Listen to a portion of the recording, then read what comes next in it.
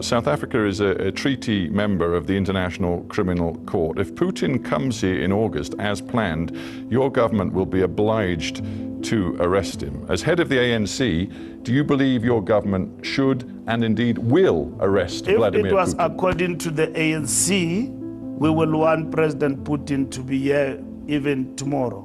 You would? To come to our country. But you would welcome Vladimir Putin here right now? Of course we will welcome. A man who is being investigated for war crimes by the International Criminal Court. We will welcome him to come here as part and parcel of BRICS, but we know that we are constrained by the ICC in terms of doing that.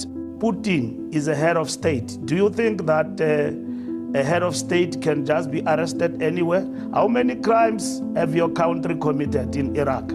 How many crimes have everyone else who's so vocal today committed in Iraq and Afghanistan? Have you arrested them? You know the impact that this stand of yours... You're making a lot of noise about putting a state of working for peace between Ukraine and Russia, and you failed to resolve the war. Where are the weapons of mass destruction? Tony Blair went to Iraq and claimed that they are weapons of mass destruction. Did you see anybody standing against that in the United Kingdom and Britain?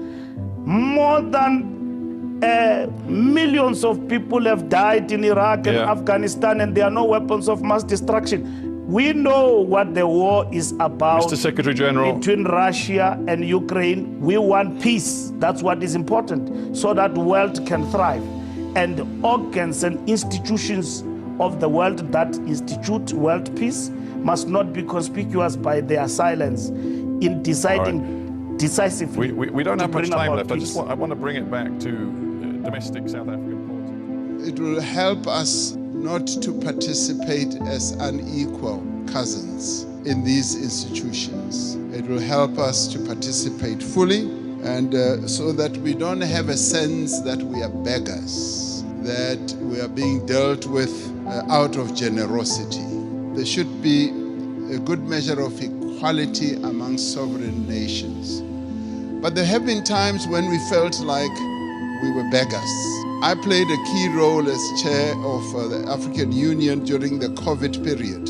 We felt like we were beggars when it came to vaccine availability, when we felt we needed access to vaccines, and the Northern Hemisphere countries had bought all the vaccines in the world, and they were hogging them.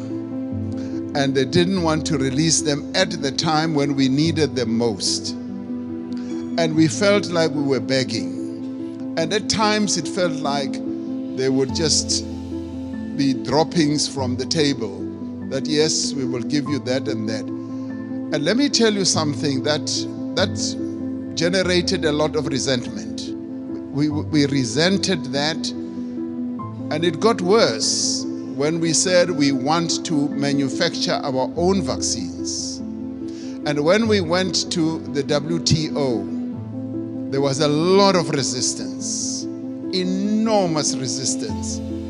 And we kept saying, what is more important, life or profits by your big pharmaceutical companies? And that too, I must tell you now, generated and deepened that disappointment and resentment on our part, because we felt like life in the Northern Hemisphere is much more important than life in the global South.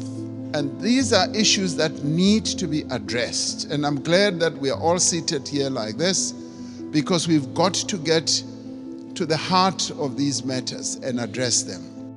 These were rare moments where ANC politicians actually said something right.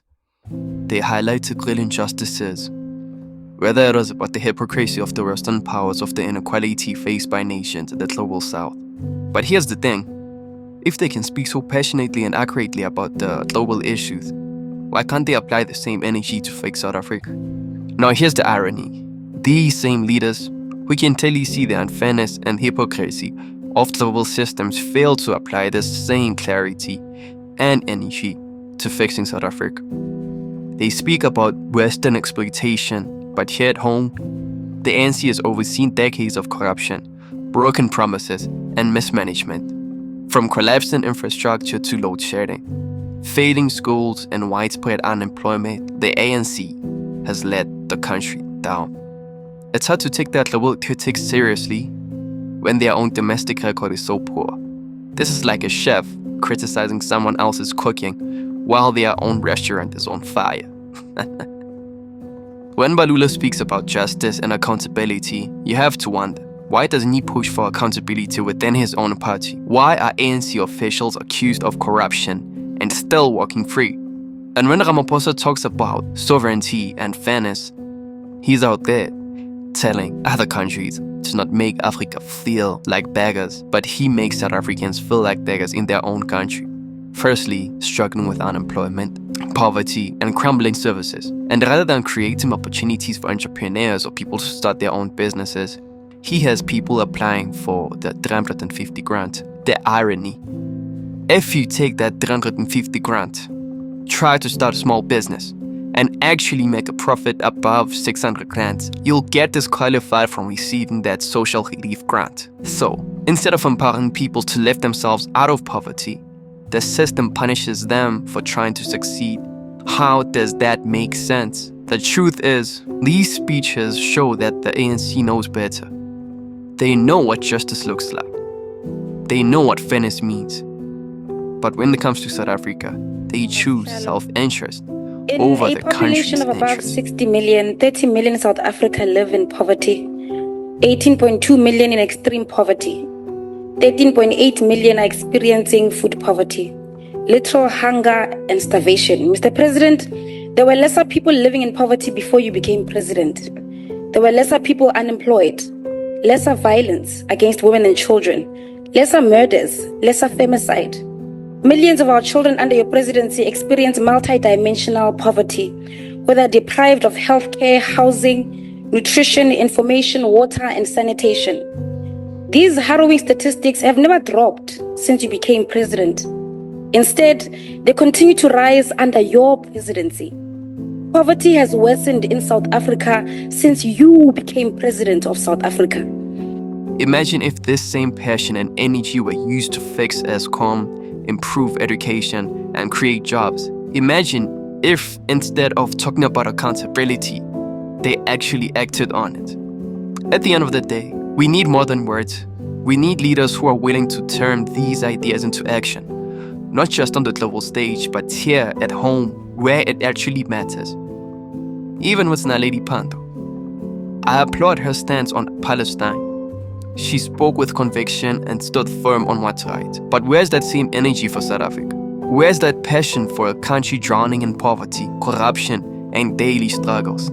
It's frustrating to see our leaders shine on the global stage, getting applause from different countries, while at the same time ignoring cries of their own people at home. We need that fire here, not just abroad. I've seen this kind of thing before, like those parents who go out their way to impress strangers, while their own kids are neglected and struggling at home. That's exactly what it feels like with our leaders. They go out here trying to look good on a global stage, while South Africa, their own family, is falling apart. It's heartbreaking and infuriating at the same time. This makes me so emotional. But that's how it is when you care about this country and see its potential being wasted. We need leaders who will focus on fixing South Africa first, not just shining on the world stage. It's time to hold them accountable, to demand better, and to push for real change. We need people like Aiton Mackenzie and Nhlanhla Mkhwanazi. Whether you agree with them or not, these are people of action. People who stand tall against adversity, against all odds, and not waver. We need that kind of courage, that kind of resilience. Ask yourself, how much are you willing to lose for a better future? Are you willing to leave the comfort of your home and walk the streets and protest? Or will you just tweet and retweet all day?